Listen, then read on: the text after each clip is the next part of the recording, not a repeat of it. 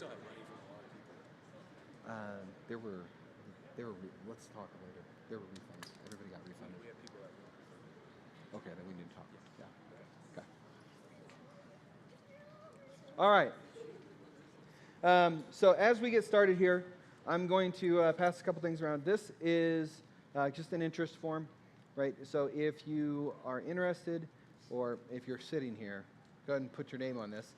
Basically, it's just name, email, number of travelers. Like if you were to go, how many people you got, right? 1, 2, 65, whatever number you want. And then I put like an interest level. So one box is just curious, another one is 50-50, and the third one is I'm flying out, right? So just trying to gauge level of interest. How many people do we have that are really, really, really interested versus people that are just curious, right? Because it's fine to be in any one of those buckets, but we just want to know so we can start working with the travel agency to make sure we have everything lined up. So I'm going to start this over here, and then I'm going to come over here with this other one. And if it doesn't come across your lap while we're talking, we'll bring them up afterwards, and you can come up and put your information on there. We also have these flyers that have a lot of the information we're going to be going through. And on the back is like a registration form. And we're printing some more because I didn't expect this many people to show up.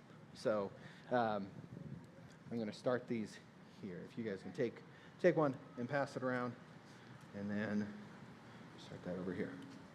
And I'm going to stay away from the speakers. Okay. Are we good? Yeah? All right, so the screens behind me will have some stuff on them. This meeting is really just information about the trip. What does it look like? What do we do on these trips? And some of the logistics around the trip so that you can make a informed decision about whether you want to go or not, right? Because a trip to Israel like this is a big commitment, right? Taking a trip like this, it is certainly a big commitment, but it's a blessing like you wouldn't believe. Like it'll change the way you view Scripture. It'll change the way you view the Lord. If you've been before, you know that, and a lot of people like to go again just to go see it again, right? And to see different things, learn new things. But other people who have never been, I don't know that you can really understand the impact that it'll have on you fully until you actually go. So it really can be a very life-changing experience. Thank you, Ed. And so I would encourage everybody to prayerfully consider going. I tell people I think everybody should go at least once in your life to go see Israel, because the things in America, it's very easy for us to get in this silo of, the Bible is a bunch of stories, right? And it's good information, but boy, when you go there and you see things in person, it just changes the perspective. So I would encourage you to prayerfully consider it, and it's a ton of fun as well. So, which is part of the reason why we like to go. So the tours in 2023. So to start off, high level, 9 days, 8 nights. I know it's usually the other way around, but the way that the flights are scheduling, it winds up actually being 9 days and 8 nights. 28 different sites plus that we'll go see. So the sites that we'll talk about today, not everything on the sites is locked down. So don't hold me to well, you said we were going to go see this one particular thing, right? Like Matt has spoken, we have a good feel for what the good sites are. Our travel agents are experts at this. They do this all the time, and they have they have really good recommendations. So we're going to do what we can to make sure that the sites that we see are going to be the high-value sites. There are tours that are all different lengths, right? Some groups go for 2 weeks, go for 14 days in Israel, right? And they'll see 40 or 50 sites while they're there, right? We're not going to be there that long, so we have to pare it down, and so we try to pick the best of the best. The dates are May 1st through 11th of 2023. So next year, less than a year away at this point, which is awesome. You can see some of these pictures if you go back. There's Matt teaching with Jerusalem in the background, which is super cool.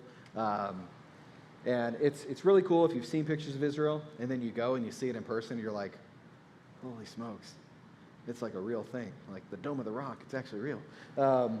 And a picture of them in a synagogue. There's Renee and Jim Carrick, and one of the streets in Jerusalem there, and then an excavation site that's down in the lower corner. It's hard to see because it's so tiny, but that's a picture of an excavation site. So go ahead and go to the next slide. So this is a bit of the timeline, what it looks like.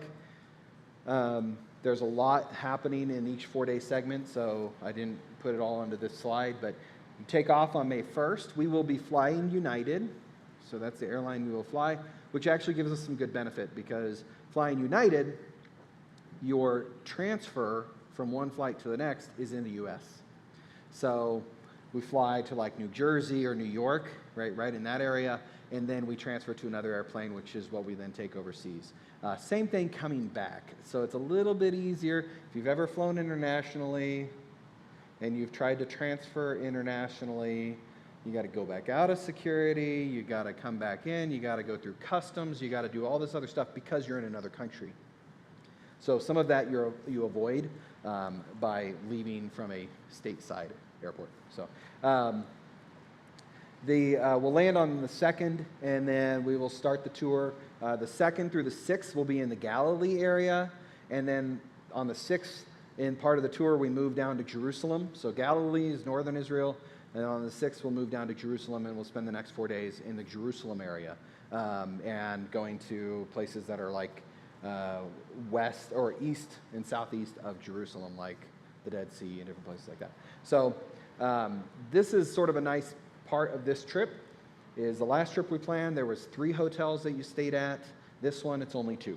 So you only have to change hotels 1 time in the country, which is nice, right? Nothing like 2 days into your trip, now you got to pack all your stuff and get your bags back on the bus and get it to another place, and you got to get settled in again.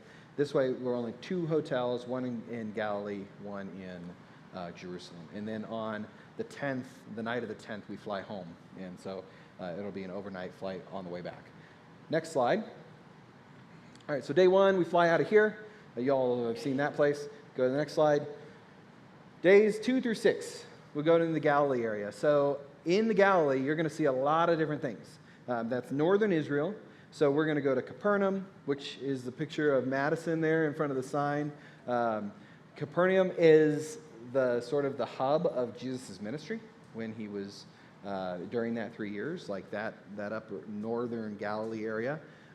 There's a picture of a millstone, which, boy, that'll change the context in your mind of, putting a millstone around someone's neck. And we'll see Mount Carmel, Tel Megiddo, Capernaum, Sea of Galilee cruise. So we'll go out on a boat on the Sea of Galilee, which is, depending on the day, could be more eventful than other days, right? Yes? No, nobody will be walking on water. I mean, if you fall in, that's your own problem. But no, nobody will be walking on water.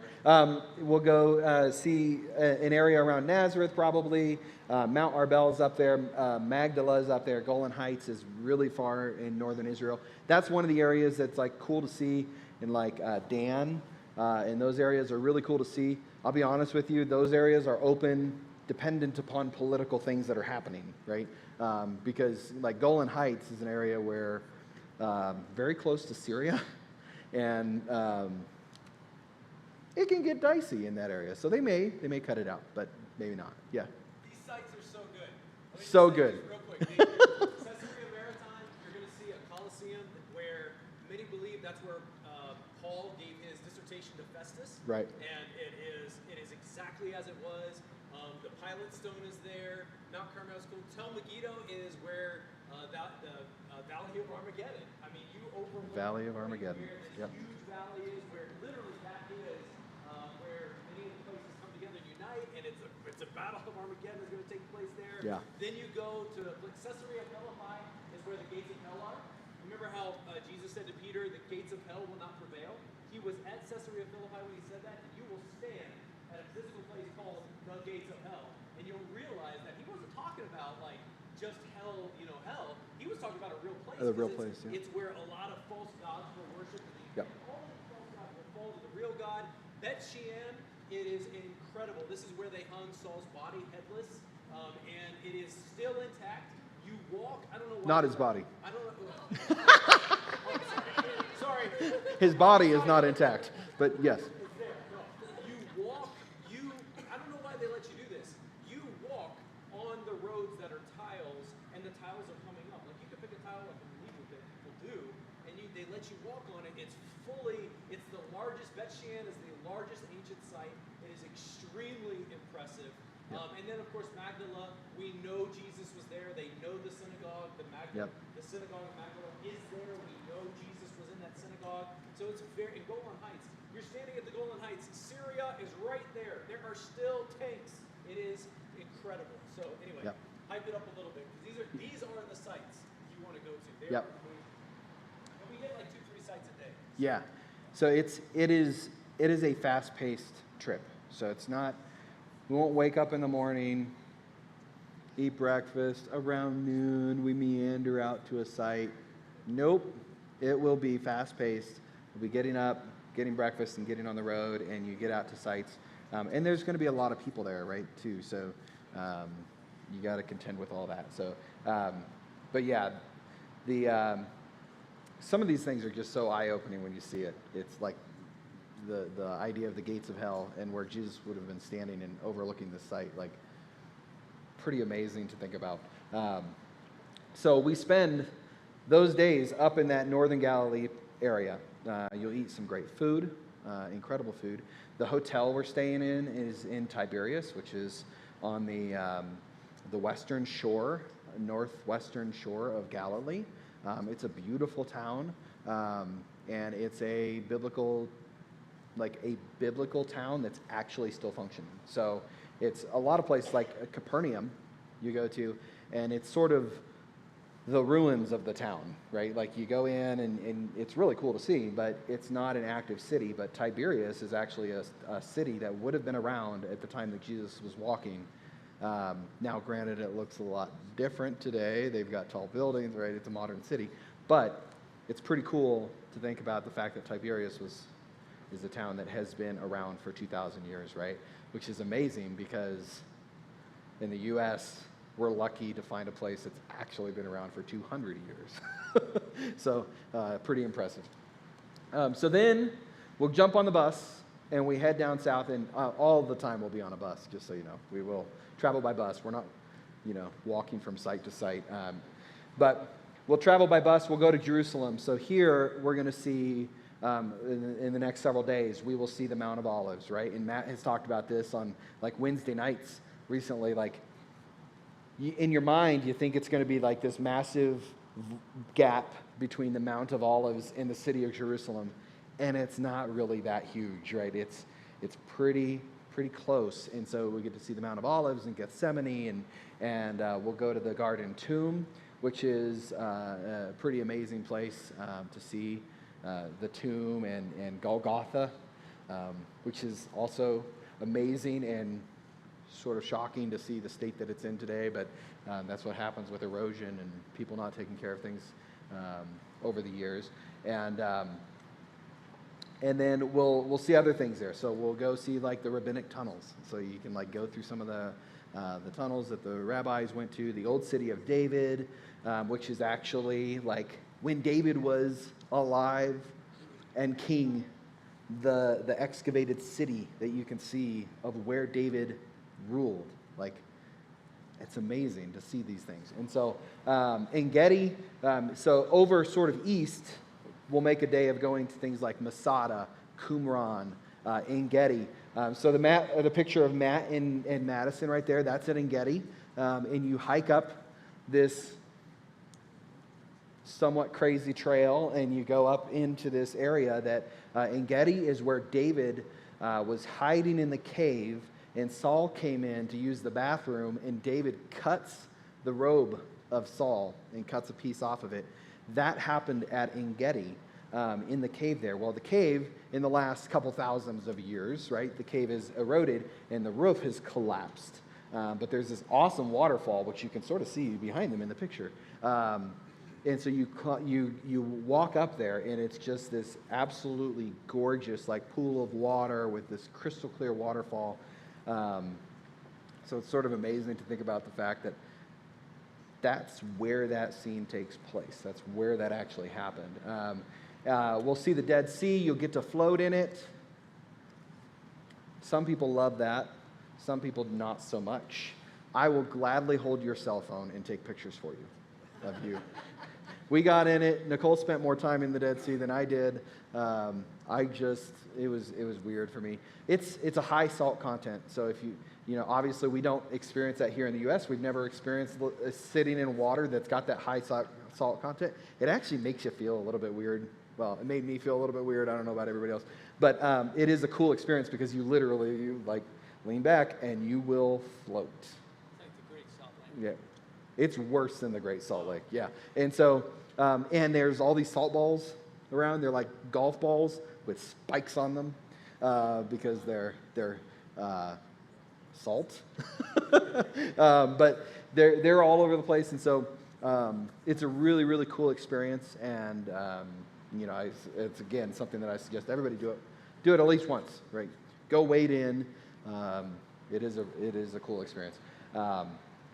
And then in Jerusalem as well, we'll have time to go go shopping. They have some cool markets. Say what? Yes. The markets are neat. They have one that's like a big outdoor market with all these food items and things. And then they have another one that's a bunch of stores, Ben Yehuda Street, which is a really famous shopping district. So we'll get time to go do that kind of stuff. And you can go around and you can buy all your souvenirs and pack your suitcase with a whole bunch of stuff. Make sure you leave room in the suitcase to pack the extra stuff, unless you're going to buy another suitcase while you're there.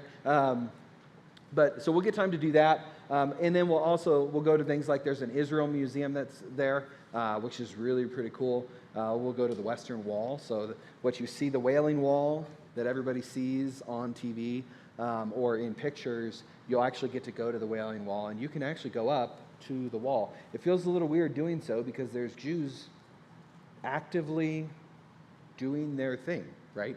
Praying, standing at the wall and praying and putting their prayers in the cracks, and you're just meandering around. Just don't mind me, I'm just an American, right? And you stand out like a sore thumb, so everybody knows you're American, don't worry. And so we'll get to do that. We'll go on the Temple Mount, get to go see where the Dome of the Rock is and all of that. And so it's an incredible place to go see, especially when you think about things like the stones.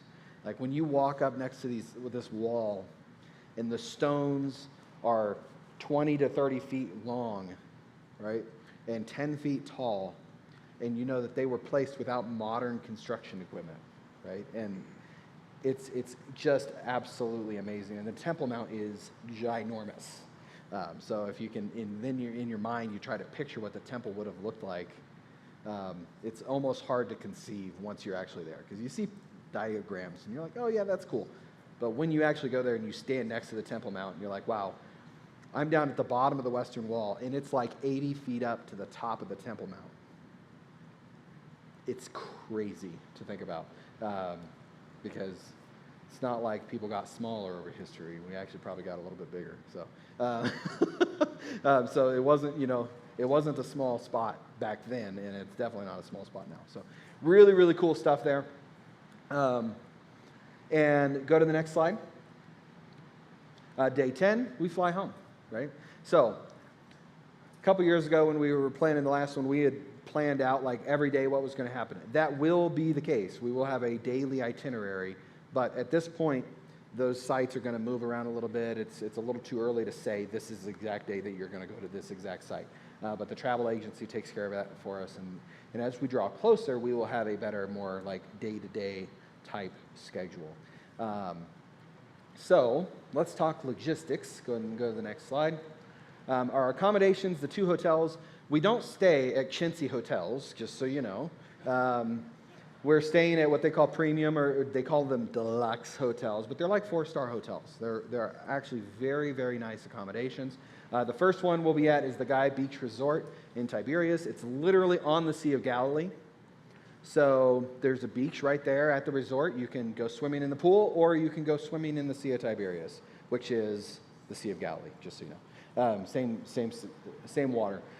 Prima Kings Jerusalem is the next hotel that we'll go to, and that is downtown Jerusalem, is where that hotel is. And so it's near tons of the stuff that's around there. I don't remember on this particular one. I think this one's actually within walking distance of like the markets and different things like that. So it's right downtown in Jerusalem. So really nice accommodations. It's not like, Red Roof Inn. And I apologize. If you think Red Roof Inn is a nice hotel, let's talk. Yeah.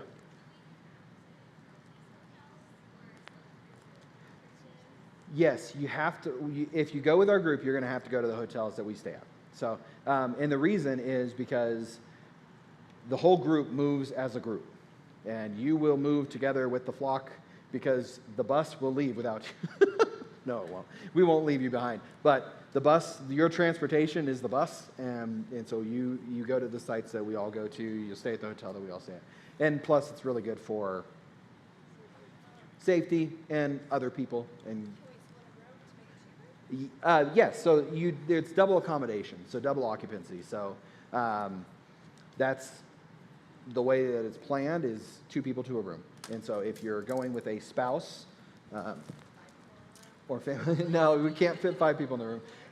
The hotels have rules for how many people they can have in a room. So if you're going with a spouse or a family member, you'll room with them. If you're going by yourself, we will pair you up with somebody else of the same sex, gender, whatever you want to call it. We will pair you up. Rich?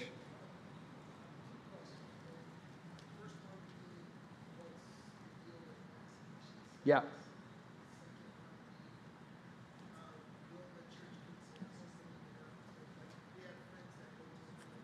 Yep. Gotcha. Great question. So there's 2 questions that were asked that were really good. The first one is, what's the deal with vaccines? We will talk about that.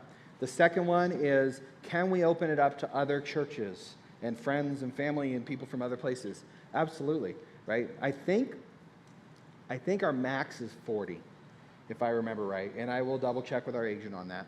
We need to have 15, right? And so like Matt mentioned on Wednesday, if we wound up with only 6 from our church, we would be opening it up to other churches anyways. So if you have friends and family that want to come, absolutely, 100% they can come. And honestly, especially if they don't know the Lord, this is a great way to go see Israel and be witnessed to in a way that's totally different than any other experience in the U.S., right? So absolutely. And to that note, somebody would say, well, what if we have somebody else from somewhere else signed up, and then we run out of room, and then somebody from our fellowship wants to go? Too bad, so sad, unfortunately. We will book the spots to whoever has the money to book the spots, right? That's just the way we've got to go with it. We can't hold a spot not knowing if it's going to be filled and then turn somebody else away and then wind up with an empty spot, right? So we do have to be a little bit cutthroat in that way. So I don't think there's going to be a brawl about spots, but it'll be a first register, first serve type situation. Go ahead and go to the next slide. Okay, so what's included?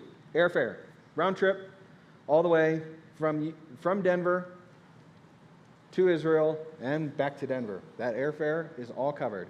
That includes the meal on the flight. That includes the whole situation with flying. That is locked into, I think it's $1,700 or $1,800 per person. Our flights right now are less than that, so it's, it could flex, but it shouldn't flex. It includes, I think it's 1 bag per person, I believe. We'll double check. So, not 6 deluxe extra large bags per person. Yeah. 8 nights lodging in the 2 deluxe hotels. Yes. About transportation to DIA. Okay, transportation to DIA. It is not covered in this. So as we come closer, we'll figure out whatever. Like if you want to carpool with somebody else, we can work that out, I'm sure, right? Like there will be a lot of people going, so there will be a lot of people to drive with. So, but we don't have specifically transportation from here to the airport. Does it include carry-on? Yes. Yeah, carry-on is part of it. Yep. So breakfast and dinner every day are covered. So you get up, they have breakfast. You get back to the hotel, they have dinner. Lunch is something that you will have to pay for because we will be out and about. So typically, $10 to $15 per person. It's sort of in the realm of what you pay for lunch in the U.S. Ben, quick question. When does the day start? When will When- the day start each When does the day start? You know, I don't. What time did you guys start on the last tour? We're usually on the bus by 8, so we get up, down to breakfast, anytime before that, on the bus by 8, out. Yep. So And the bus will return probably 5, 6 o'clock, and then dinner and dinner right after that. right after. Yep. So Matt mentioned the last tour, right? You're on the bus by 8 a.m. and then you're out the rest of the day, and then you come back in the evening. So David, I know why you're asking because you're an early guy. Sometimes we'll make decisions as a group.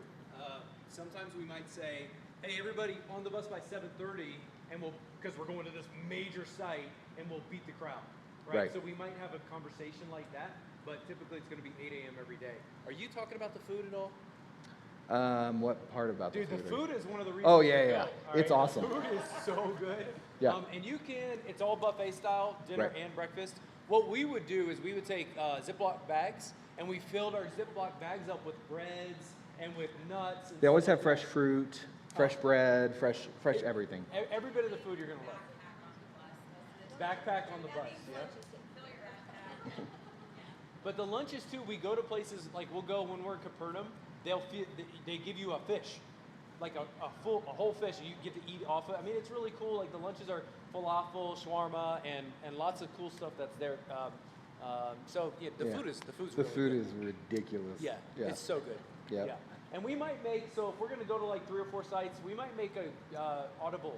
You know, we might say, well, let's not go here, let's go here. So we're going to Right. we're going to make sure it's awesome. Yeah. Absolutely. Sorry, Yep. I might run up here a couple more times. You're fine.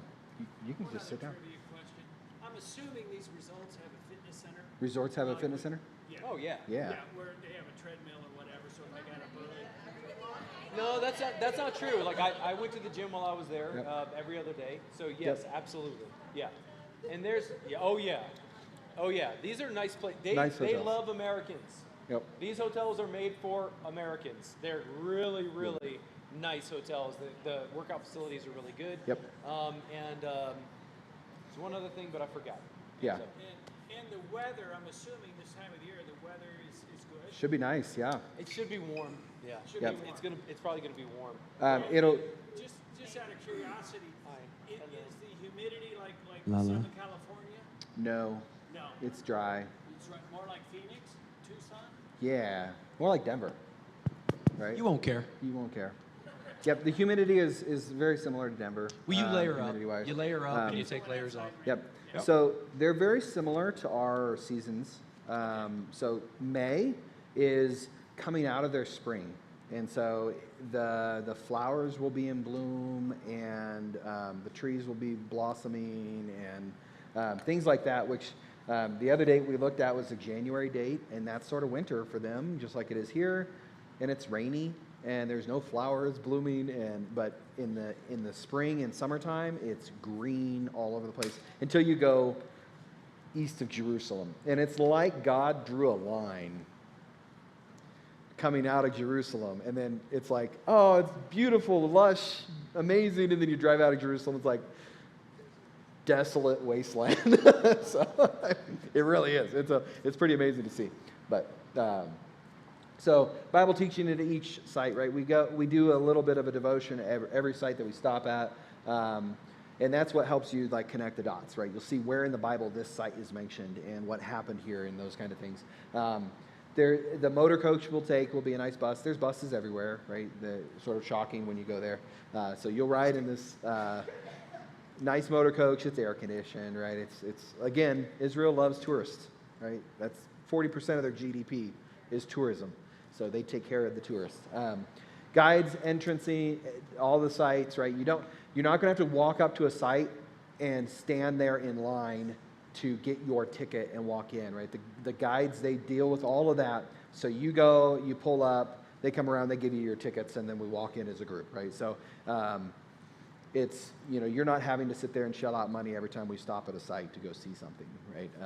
It's all part of it. We do prepaid gratuities for wait staff, guides, things like that. And so you'll see they have this stuff down like a machine, right? You go in the restaurants, they accommodate the tour groups. They've got a process. And man, they'll get you in, you'll eat your food, and they get you out. It's pretty amazing. And then they give us headsets for the tour. So there will be a lot of people, and it's easy to get distracted. And so they give you headsets so the person who's talking, you can hear them better. So even if you're a little bit further back in the group, you can still hear the person who's talking. So it's not like, you're walking around and you're like, oh, I'm in the back, I missed everything that just happened. You'll actually be able to hear what's going on. And then they have like travel wallets and luggage tags and stuff that they'll provide for us as we go. One thing I didn't mention, so Mayfair Travel, this is a new agency to C4, but this is the agency that did like Redemption Calvary just went up there, and they use Mayfair. Calvary Aurora, or Calvary Church with Ed Taylor, they use Mayfair. A lot of the bigger churches actually use Mayfair as well. What about the tour guide we had last time?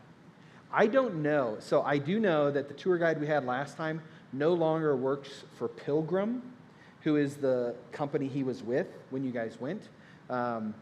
And so I don't know who he works for, but we can get his name and we can find out from Mayfair. Maybe he works for Mayfair. Escar, right? So I can ask Joanna. And the tour guides work with the travel agencies. So like Mayfair has a set of tour guides that work for them. And we get to sort of choose, like some of the guides are straight up Jewish, and some of the guides are secular, and some guides are Christian. And so we like to pick a guide who shares some of our beliefs. And so, but at the same time, the teaching and stuff will be Matt and other folks from the church. So the guide will show you things and point things out, but the teachings and stuff will come from us. So, yes? U.S. currency? Good question. So do they take U.S. currency? Most places do. However, some places don't. And everybody takes credit card. So plastic is the language that's universal, right? So the nice thing about your credit card, or if your debit card allows you to use it outside the country, you want to check on that before you go, but is they do the transition for you. So you go in and you pay, and it translates into US dollars. You're not sitting there having to do the math if you pay with plastic. What about Marketplace? Marketplace, like Facebook Marketplace? No, like when we go there and you go to the market. Oh, when you go to the market? Most people take card at the market. Yep. You'll be at like this table and they're selling spices and it doesn't look like there's any technology there, and you pull out your credit card and they pull the machine out and they'll swipe it. So it's just more money for them, right, if they can do that. So pretty much everybody, we maybe saw one or two that didn't take it. I don't know about your guys' experience, but for the vast majority, they take it. We even had, I think, an experience where one shop didn't take it, but they went next door to the shop next door, and they said, we'll use their machine. So, like they want to make sure that they can take your money, right? Would you recommend that you not bring any cash? No, I'd recommend bring some cash for sure, but you don't have to like bring hundreds of dollars of cash, right? So, and there's ATMs everywhere. So again, they love it when we spend our money there, and so they make it very easy to spend your money there. ATMs galore, and they'll take your plastic, so should be good. Another trivia question. Yes. Since obviously you're not going to take that much, is there laundry facilities? There are laundry facilities in most of the hotels. Yep, and I believe both of ours have them if you needed to wash clothes. Next page. What's not included? All right, this is important to note. Lunch is not included unless you take it from the buffet from breakfast. Right? Amen. Souvenirs. Sorry, we're not buying your souvenirs for you, but I would suggest buy something and take it home. Insurance, travel insurance. I'm going to come back to that one. Passport costs. If you don't have a passport, you'll need to get a passport. And that's not included in the cost, right? It's like $150, but it takes some time to get it. That's on you. You'll need to get that taken care of. We won't take care of that. If you need to renew your passport, we will not pay for that, right? So that's not part of the program. Any passport-related costs are up to you. Good question. So what? And start early, because right now they say 2 months, and it could take longer. So if you're going to go, start now. Incidental costs, right? If you need to buy incidentals while you're there, they give you a bottle of water, but maybe someday, during the tour, you want to grab another drink or something else.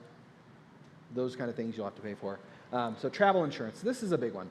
The agency does require a $38 travel insurance policy for every person. That is medical. If you have a medical issue in the country, that will help you get taken care of. They require that. So everybody that goes has to have that. It's only $38, so that is $38 that you need to pay on top of the tour costs.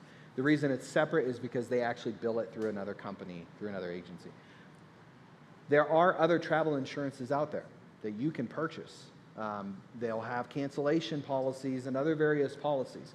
You are more than welcome to purchase those and purchase another policy. If you do, you contact our travel agent, and they'll make sure that it's listed in your information, and they'll waive the $38 fee, and they'll take care of that. But if you're worried about it canceling, you can buy a travel policy that covers cancellation up to certain points, and they all have different timelines. That's totally up to you to do that, right? The church doesn't do that. The agent has information on those types of policies, and they're more than happy to give it to you. But there's also hundreds of other companies that provide those. So that's sort of up to you to get. What that's going to cover is if we get to March of next year, you've paid all your fees, and then you decide at the end of March, for whatever reason, something happens and you're not able to go, that may help recoup some of your costs, right? But the travel agency themselves doesn't provide that insurance. And so you're going to have to weigh your own level of risk that you want to take with that regard. Yes? We'll talk about that. Yep. Yep. So the one we're going through, we don't buy the travel insurance through them? They will help you purchase this $38 policy. If you want to know more about their policies that they have through the travel agent or travel insurance company they work with, they're happy to provide that information. If you want to use another company, some people travel a lot and they have a company they like to use, and you're welcome to use your own company. Ben, what happens if this is remote? I know. Yep. But Israel goes to war against Iran. Yeah. Good question. And then no one's going to Israel. Right. So we have, I think it's the next slide. Let's go to the next slide. So the question was, hang on, it's 2 slides away. We will get there. The question was about what happens if something blows up and Israel and Iran wind up in a war with each other, right? All right, so the price for the tour is $41.99, so $4,199. This is about $800 and some more than our last tour that we were going to take. It's also 3.5 days longer than the last tour we were going to take. So account for that. If you go look up other tours, this price is actually right in line with what other people are going to charge. A lot of other places, I know Calvary Church just went, or they're going in November, and it's like $5,600, $5,700 to go, and it's a little bit longer. So it seems like a lot, and I'll be honest, it is a lot, but it is also way worth the cost, and right in line. It's not crazy expensive given what it is. So the way the payments work is if you register, it's a $250 deposit per person. This is a non-refundable deposit, just so everybody understands that. All situations, it's a non-refundable deposit. Now, if you have travel insurance that covers cancellation and things like that, you'll be able to recoup that cost for that.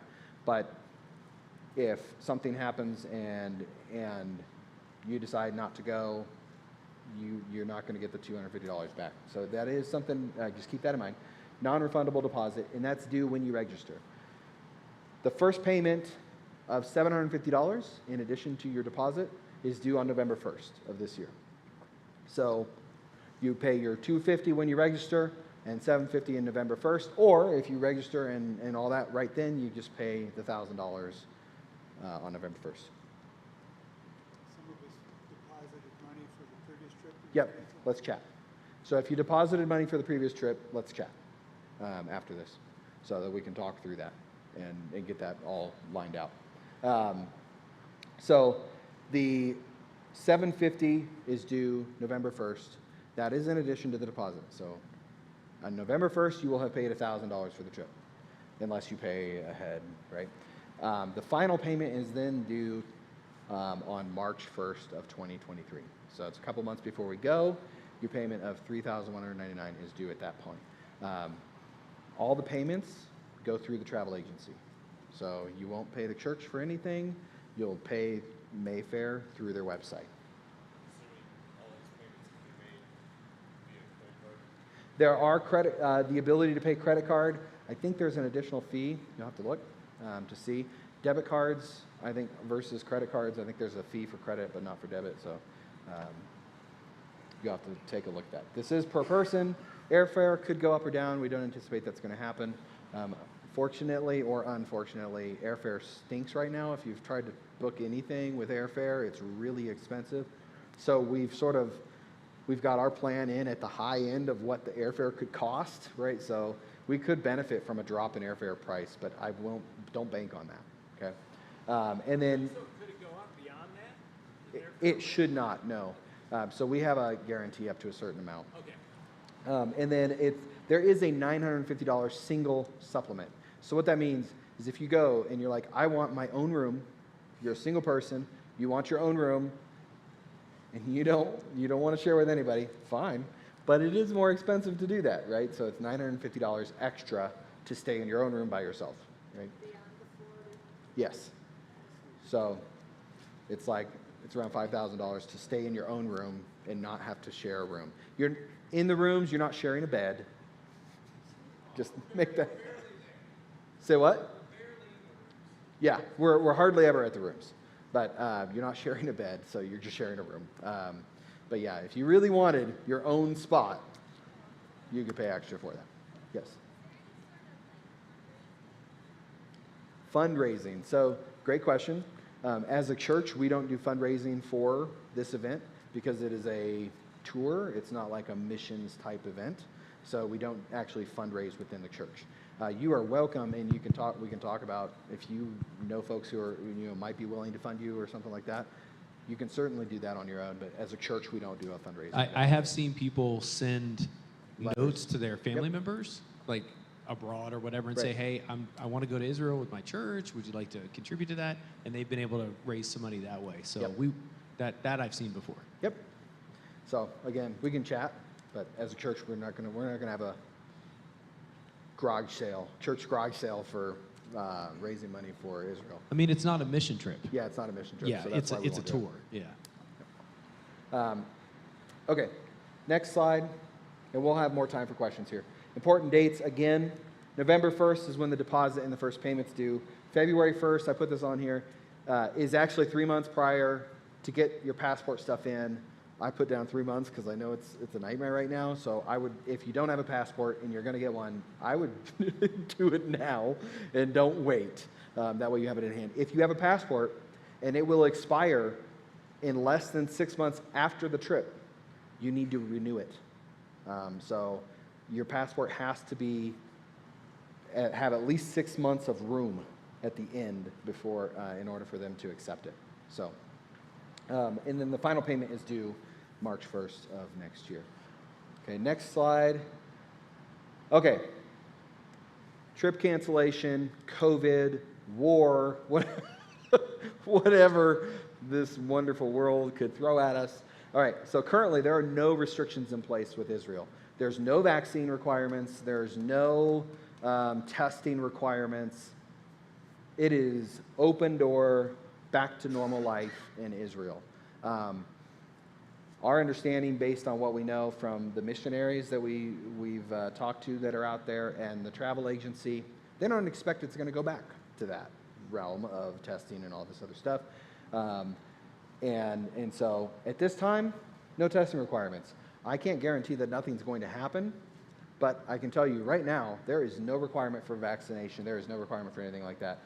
Highly unlikely that they'll go back. And there are no mask requirements today. So, no mask requirements in Israel. So. The U.S. doesn't require a vaccination in Nope. return. The U.S. doesn't require vaccination stands going out today. or back as it stands today. No COVID testing today. So, yeah, you know, take your information with you. But the widespread belief is that they're not going to go back to that because be real, it hit the country hard, not having tourism, and so they're likely to keep open. But the agent is very confident. She's like, I don't think there's going to be any more of that happening. So currently no restrictions in place. If the trip is canceled due to force majeure, to what you were talking about, worldwide pandemic. 2 years ago, if you asked me about that, I would have said, that's silly. Now anything could happen, right?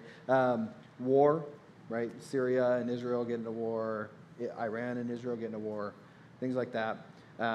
They will reschedule the trip if that happens. So it will get rescheduled, and at that time, your funds will go to the next trip.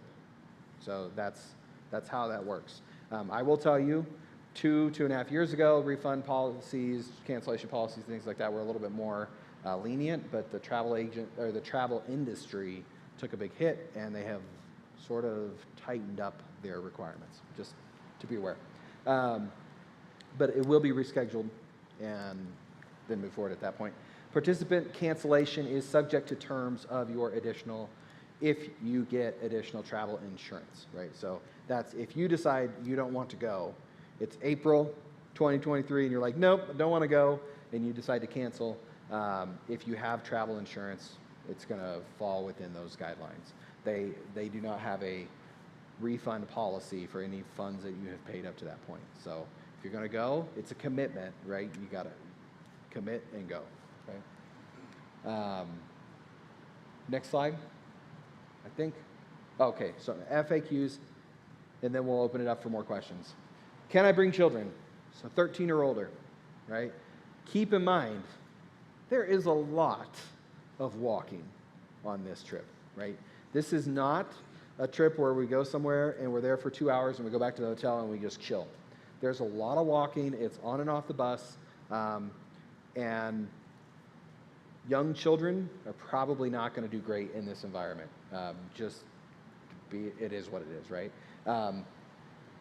So 13 or older, discretion is definitely advised. There is no child care, right? So if your kid just isn't having it, that's up to you to deal with them, and you can't leave them anywhere. We're not leaving them at the hotel while we all go out and tour for the day, right? And we also, you know, I'll be honest, I'm a parent. I've got 2 kids. I would not take Grayson with me on this tour because, how dare you, he says. He said, how dare you? You know, he needs a few more years before he is at a maturity level where he can handle a trip like this, right? Family vacation, that's one thing, but this kind of tour, not a great place for children. Content-wise, it'd be totally fine. Probably wouldn't understand half of what we're seeing, but he wouldn't last, right? We'd get to lunch every day, and he'd be like, you know, he'd fall out. Do you share hotel rooms? Yes. If you're with a spouse or a family member, you will share with them. If you're not, you'll share with another single of the same gender. And you can reserve the additional a room all by yourself for $950. Do I need vaccinations? Generally, no. And this is other vaccinations. This isn't COVID.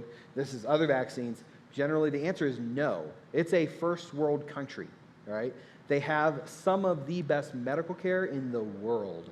So it's not generally advised. If you are concerned about that, talk to your physician, because I can't tell you for sure, but I can tell you that millions of people travel there every year with no vaccines. It's not like you're going to Africa where you have to have a yellow fever vaccine, right, John? I love going to Africa, but now I have been injected with many, many things. So, you know, I'm pretty impervious at this point. And it's just not a thing with Israel. It's not a real concern. And can I use airline points and credits? That has to be discussed with our travel agent. So they have ways that they work with United. So if you have a bunch of credits with United and you want to apply those to your flights, you'll have to deal with our agent to do that. She's wonderful. She's one of the owners of Mayfair, and she's super helpful. So she'll at the very least be able to give you some more information about that. So that is the logistical stuff. There's a lot there. Open it up. What questions do you have? You can go. That's fine. Oh, yeah, you're fine. Totally. Any questions? Any other questions? Wow. That's amazing. All right. So, what's next? Pray about it. Think about it. We had that piece of paper going around. Oh, Nicole has a question. You didn't really talk about attire. Oh, clothing.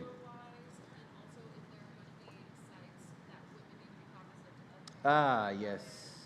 Okay, so clothing is a thing. It will be warm, so in general, shorts, t-shirts, things like that. What is the average temperature running? This time of year, during this time of year, is 70s, low 80s. Okay, and in what, 50s, 60s, low 60s? 60s to 70s at night. I would bank on 70s at night. When you go to things like some of the Galilee sites are a little warmer. When we go down to like the Dead Sea and Engedi, it's hot. It is hot. So we went in November, which is like their winter time, and it was hot at Engedi. It was like 95 degrees. So you'll want to be flexible depending on what we're doing for the day. We can discuss further if you have other questions, but there are sites that will require or ask that women wear pants or skirts, something covering their legs, right? So if you are asked to, and some of those, like Capernaum, if you're in shorts as a woman, they will give you a blanket to wrap, or what is it? A wrap. I call it a blanket. I'm a guy. What can I say?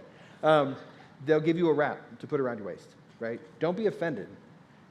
Every person, every woman does that there because it's,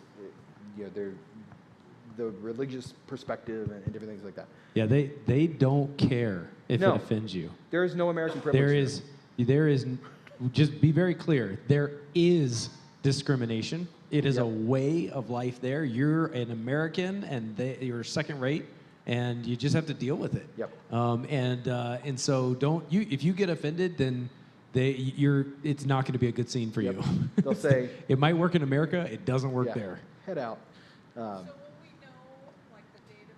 Yes. So if you want to take a skirt, just wear the skirt. Right. The agents, or not the agents, but the guide will give us any prep information we need for the next day, right? So, hey, tomorrow we're going to go so-and-so place, so make sure that you dress like this, right? So, but tank tops, as long as you have something to cover with, that shouldn't be an issue.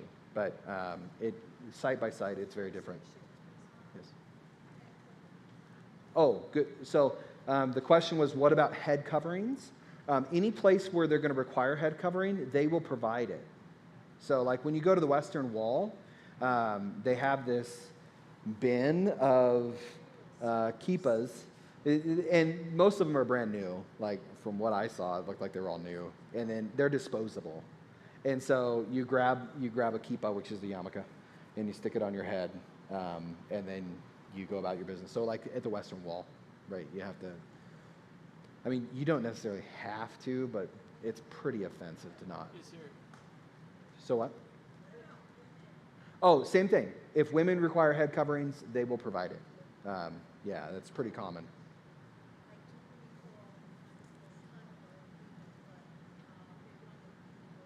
Longer sleeves.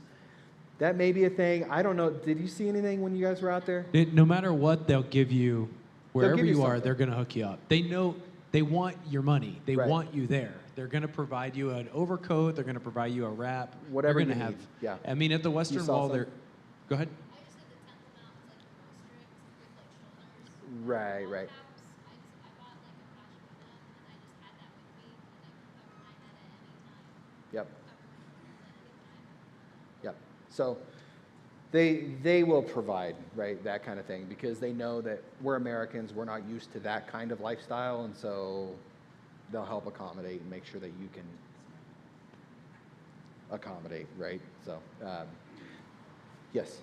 Ben, real quick, for men, shorts are okay. Yeah. Is there any dining requirement that requires you wear long pants? I don't believe we'll have any dining that's like fine dining requiring long pants or anything like that. So that's a great question.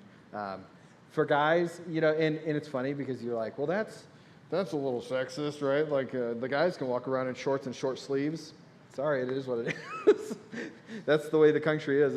And to Matt's point, you're American. They want your money, but they don't tolerate dissension, right? They don't tolerate the American perspective of, well, you should accommodate me. And they say, no, you're not coming in if that's the way you want to see it, right?